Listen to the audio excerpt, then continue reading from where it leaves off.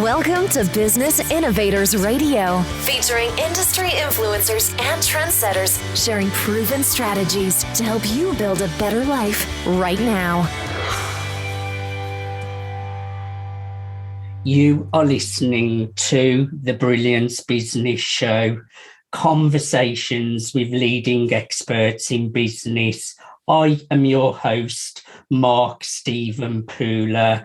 Today, we have a wonderful guest, Dr. Duane Varan. Duane is CEO of Media Science and Hark Connect, and our topic today is innovation in media. Dr. Duane, welcome to Brilliance Business. It's a pleasure to be here, Mark. Thanks for inviting me. I'm really looking forward to a conversation with you today. Before I get started, I just need to make a legal disclaimer that Dr. Duane is not offering legal advice or legal assistance. So let's get started with the show. Dr. Duane, can you share with our listeners a little bit about yourself and Media Science and Hark Connect? Sure. So once upon a time, I was an academic, like so many other academics out there in the world, and I ran a research center in Australia. And the focus of our research was really on the detection of human emotion for media research, media and advertising research. The background on this, Mark, is that people lack access to their own emotional journeys. And so anytime you ask a person a question about how they're experiencing something emotionally, what they're telling you is the rational interpretation of what they think they must be feeling, which is actually very far removed from their actual encounter.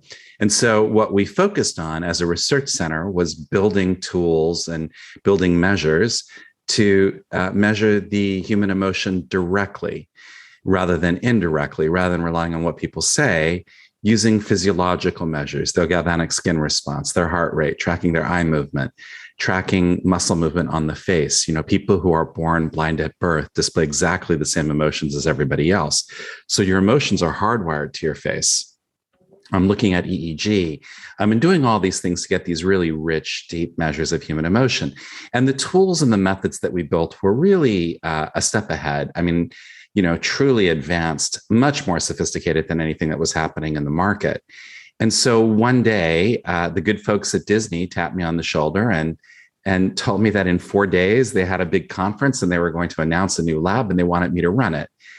Based on, they said, it's going to be exactly like the lab you run. It's going to be exactly like the measures you use and the tools that you've built. And so we know that you're the guy to run it. And I said, look, I can't be your employee. I need to be independent, but I can't afford it. So if you want it, you would have to fund it, you'd have to build it, but I would have to own it. I like And that. The good folks at Disney agreed, but they said, but we have one condition. I said, sure, what's that? They said, you have to be exclusive to Disney. And so that was the deal that we made.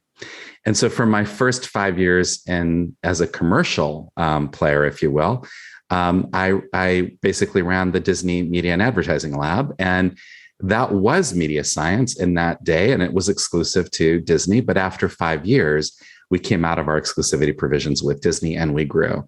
Today, pretty much every major US TV network, at least, is a client of ours or has been. And we do work for, you know, many of the global brands, for most of the social media platforms, for most of the sports leagues. So we do a lot of research. And the focus of our research is really around two things. It's really around innovation, of which there is plenty these days, and it's around this detection of human emotion. And then the final part of the story, Mark, that you alluded to is Hark Connect, which is a spinoff from media science. So at media science, we were doing all these great things, and we realized that we could package this into software that others could use, especially in the qualitative research industry. And so we created a spinoff, which is a little bit like a startup for us, which is software that we license to the market, which is Hark Connect. And so that's our story in a nutshell. It's a great story, Dr. Duane. And I agree with you. Emotion is so important to engage with your audience, to connect with your clients, to make sales. you do have to have emotion behind it. Could we go into a little bit more detail around that topic of emotion? Sure, of course. Absolutely. So tell us a little bit from the science side of things about emotion and what you do. Well, I think that the dominant paradigm, until recently was that we're rational creatures and we make decisions, and emotion was a little bit more of a nuisance. What increasingly we have come, I'm not talking about just us, I'm saying science, so collectively, what increasingly we've come to recognize is that people make most of their decisions using their emotions. Yes. And they justify those with their rational thoughts. So emotion is actually kind of like indispensable. And of course, when we're talking about media, above all, we're talking about an emotional journey. Of course, when we're talking about brands and advertising and social media platforms and sports and fandom, all of those things, above all, we're talking about human emotion. And so if we want to understand what impact this content has on our consumers, on our audiences, on our fans, then we need to understand that layer of human emotion, and we need to see it, and we need to measure it reliably. And this is really the business that we have been in. And the beauty of it, Mark, is that these measures are far more accurate than survey-based or focus group measures alone. So we did a great study in collaboration with the Ehrenberg Bass Institute at the University of South Australia. We collaborated and did a big study for Mars, where we demonstrated that traditional survey-based measures were only about 58% correct in correctly identifying in-market success sales behavior. But these new methods bumped that from 58 to over 78%. So you've gone from being only slightly better than chance to being much, much, much better than chance. So it's a very powerful new set of tools, if you will, that are available in the market. It's really interesting, and also it's really important as well, because if you are giving out the wrong kind of message and that's kicking up the wrong kind of emotions, you're not going to get the right kind of results that you're looking for. So emotion is everything. Tell us a little bit more in detail around Heart Connect, please, Dr. Duane. Yeah. So as I was saying, we built these tools and methods at Media Science that were revolutionary, really. And our clients would come in and they would experience, in these sessions, these measures, and they were always fascinated with it, of course. And a lot of the clients that we had on the TV network side in particular were doing things like pilot testing, testing shows before they, to help determine which ones to pick, how to make them better, that kind of thing. And frequently they would use our methods. So there would be, say, 70 people in one of our labs, and we'd be measuring them. And then they would say to us, look, can we pull some of these people out after the session and do a focus group with them? So, for the benefit of the audience, a focus group is a conversation with a handful of people. Typically, you have some type of mirrored glass or some way of observing them. And clients and researchers sit and it's a great opportunity to kind of like explore and understand how meaning is constructed for people and how something is understood by people. And so they wanted to do this kind of open-ended research, and we said, sure. And they came in our labs and they began doing this with the software of the day, the software that was in the market already. And we looked at this software and we were like, holy cow, this is so primitive. This is so 1990s. And we told our clients, we said, look, we can give you better than this. We'll build something better than this.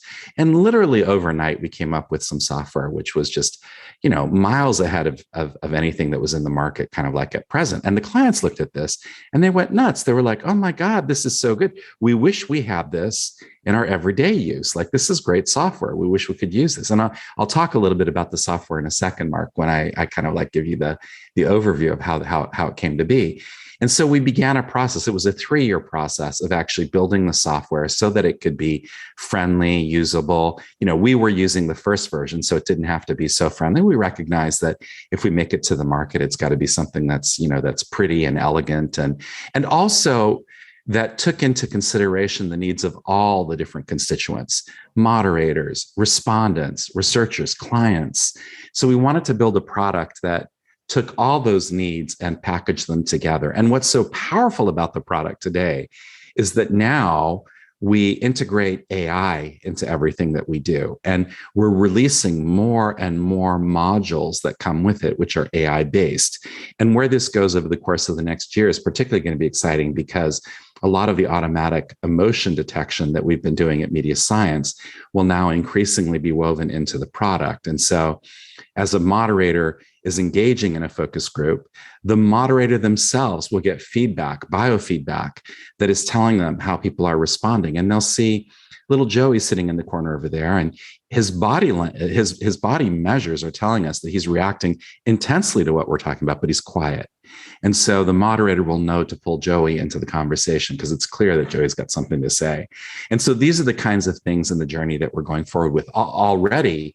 What Heart Connect does. Heart Connect is the most advanced platform today for qual research because it already does, automatic closed captioning, automatic translation into over 60 languages.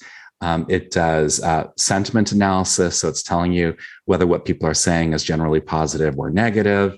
It notifies you when keywords are said, and most important, what it really does, which is powerful, is it helps you in the editing stage, because normally the editing process is very cumbersome and it takes you about 6 hours for every 1 hour of session time to actually extract the key insights from what happened in the session. But with Heart Connect, that goes to almost real time. So at the end of the session, it just generates the insights by automatically detecting a lot of the key moments using a combination of the researchers and clients reacting to what they're seeing, but also weaving in some AI in terms of automatically detecting a lot of the key moments. Really powerful software suite that we're making available to the market. That is really breakthrough technology that you're talking about, Dr. Duane. And with AI, that's just adding so much more wisdom to everything that you're doing. It's really breakthrough. It must be really exciting for you. It's exciting for me, and it's exciting for the entire Media Science and Heart Connect team. We keep pushing the boundaries, and every time we get another big breakthrough, it's creation, and you see it, and it's just so exciting. It's so enthralling to kind of like see it come to life like that, and to recognize all the possibilities, because it will represent a great advance in qual research, because qual research now has things that it hasn't had historically, like suddenly you have analytics that you can start weaving into your reports, and a whole layer of new possibilities that we haven't had before. And you mentioned at the beginning some incredible clients that you have worked with, some great names, but so our audience get a better feel for what you do and who you serve. Who is your ideal client? Who are your products and services perfect for? And then when people come to work with you, what is the process and the results like that they would go on to get? Well, we do a lot of different kind of research. So there's not one answer to it. As I said, pretty much every major US TV network, CBS, NBC, ABC, Fox, CNN. You could just go on and on and on, literally down the list of your channel guide. And all of the dominant social media platforms, TikTok, Instagram, Facebook, they've all been clients of ours, TikTok, Snapchat. You could also go to the sports leagues, on and on. And they come to us for different needs. It's not one thing that we do for everybody. It's very unique to each client's unique problems and challenges and opportunities. Where we probably have the strongest reputation is in media innovation research. Every major innovation in the TV advertising industry over the course of the past decade was first tested at Media Science.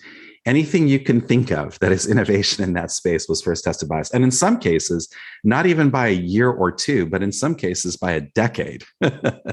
So we have a real reputation, and we can do that because we have software engineers, we've got researchers who know how to tackle new innovative challenges, things that do not yet exist in the world, at least in terms of being commercially deployed. We test those all the time.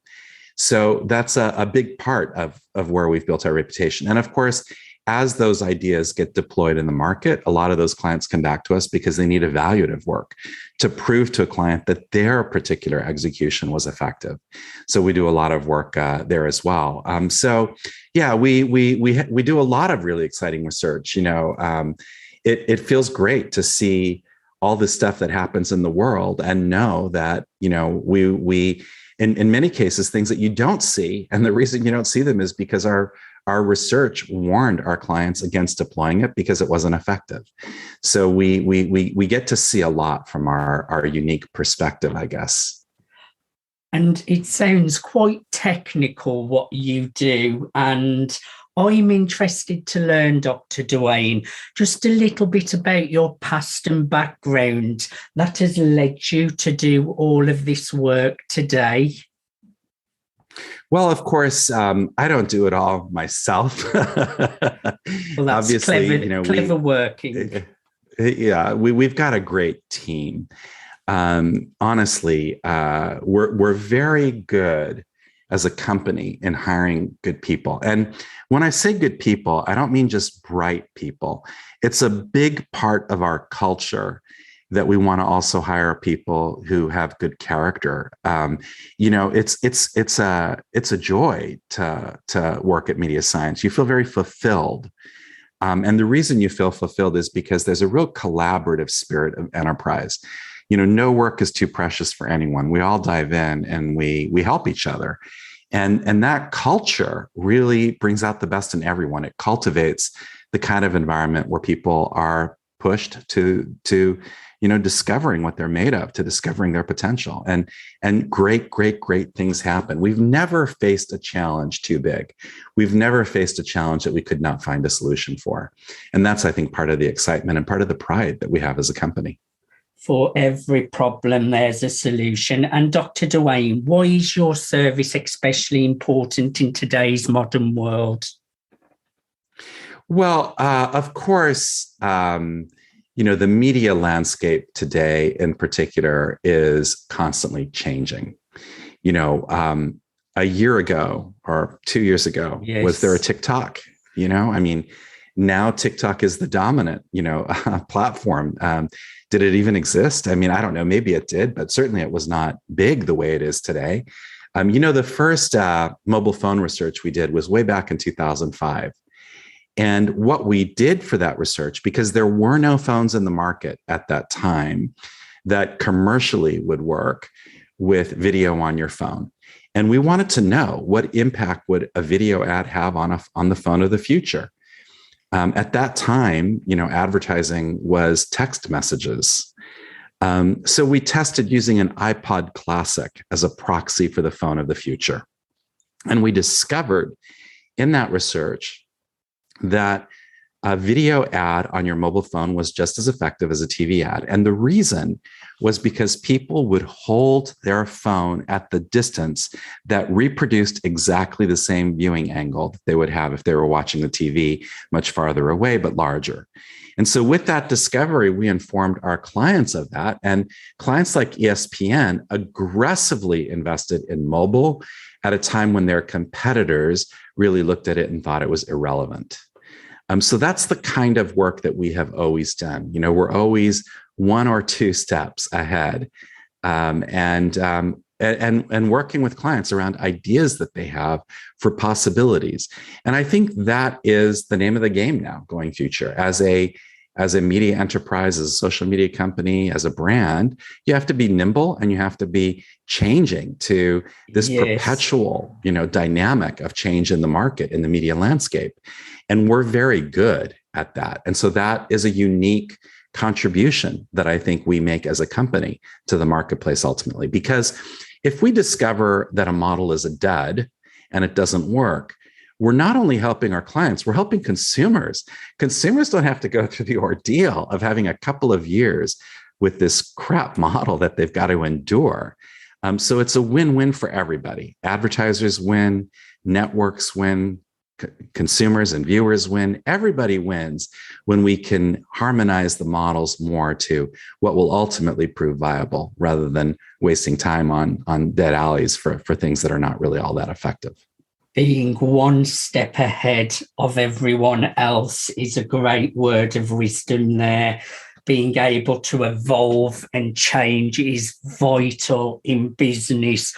I'm doing great in business for the last couple of years. I've thrived through the pandemic, Dr. Duane. I'm on top of my fitness. I'm on top of my spiritual life.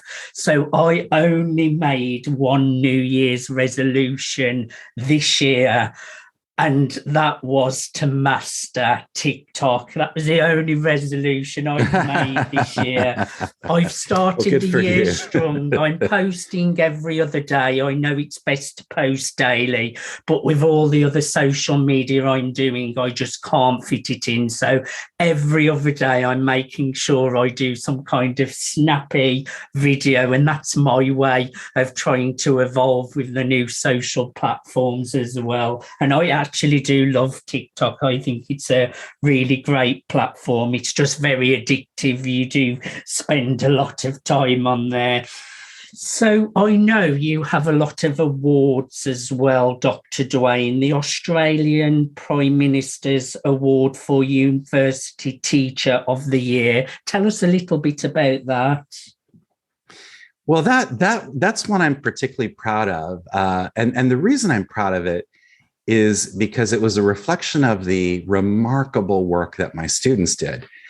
So the background on this, Mark, is that, when you get your PhD, you don't even take a single unit in how to teach a class. Nobody teaches you how to teach. You're just taught to do research, really. And you're thrown in the deep end and you're told to teach. And as a teacher, I was really determined to find my to discover an approach that I thought could really be effective. And I stumbled upon a sentence one day, and this sentence was life transforming for me. It was in a totally different context. It was actually a statement by the Baha'i World Community to the World Social Summit, which was dealing with global poverty. So it had nothing to do with teaching. It was dealing with poverty, and it was defining social and economic development. And it had a definition for development which leaped out of the page for me. And it defined development like this. Development is cultivating environments conducive to releasing the limitless potentialities latent in human consciousness. And when I heard that sentence, I found my creed in teaching. My job as a teacher is to create the kind of culture in the classroom that empowers people to achieve their fullest potential. And I developed an approach that did that and pushed people to discover just what their potential was.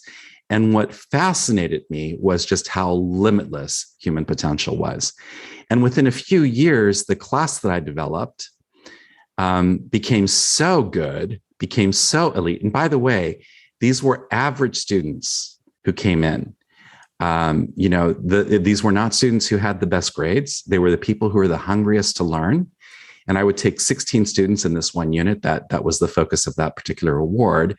And we would work with a real world client. And they started off with local clients. Our first client was a local ice cream shop here in Perth, Australia, where I live.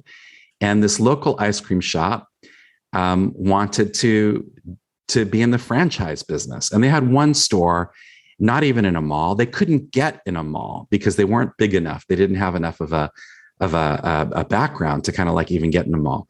So we produced a CD-ROM at that stage, which was for prospective franchisees, and it was phenomenal. Now today, that company Jalari has franchises not only throughout Australia, but throughout Australia, Singapore, Indonesia, Hong Kong, Malaysia. I mean, they have become a regional empire, and all of that started with this student project, many moons ago. And so this class got better and better, and it got to the point where the likes of the BBC paid all expenses paid to fly my entire class to London for the opportunity to work with these students. And we would work on real world problems and build real world solutions. And the solutions were always years ahead of anything in the market today. And the work that I did for that class was the basis for getting that award. This this hunger and this eagerness for companies like Procter and Gamble, like Nike, like the BBC, to fly the class to different countries for the opportunity to work with these students. It was an amazing experience, and like I say, the real stars in the story are the students, because what made it possible really was that limitless potentiality that was released, that was harnessed in this approach to teaching. Congratulations. And I have to agree with you on human potential. 10 years ago, I've done a lot of personal development, self-improvement, and now I know that your potential is unlimited. But when you're lacking self-belief, there is work that you have to do to really get that self-belief, some self-development, some self-improvement. But now I just see potential everywhere. But you mentioned poverty as well. It's such a big issue. We have third world countries, but even in countries with great economies, there's still a lot of poverty. And what is really frustrating, there is no need for poverty in this world. Everyone needs to collaborate together, cooperate. And it's just a sad thing, isn't it, Dr. Duane, that there is poverty out there? Yeah, I think that a lot of the approaches that we have adopted have not proven to be particularly effective.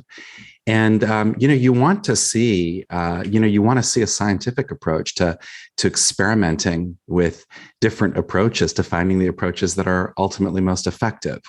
We're just too tied to ineffective approaches. We need a fresh start, not just around poverty, around so many of the issues of our day.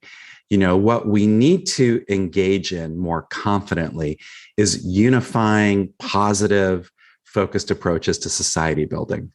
We all, I think, need to find our capacity to contribute in some way. And that's something that as a company and as a person, I see as part of my duty. And I don't know all the ways that we will ultimately contribute. I know that I have a desire, and I know that we're trying to find ways to contribute.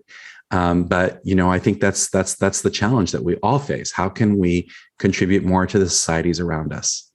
Let's get some more heart-centered leaders into government, so that we have more honest, heart-centered leaders in our governments. That would be a great help as well. Now, I know you won another award for top 10 researcher in the world. Tell us a little bit about that.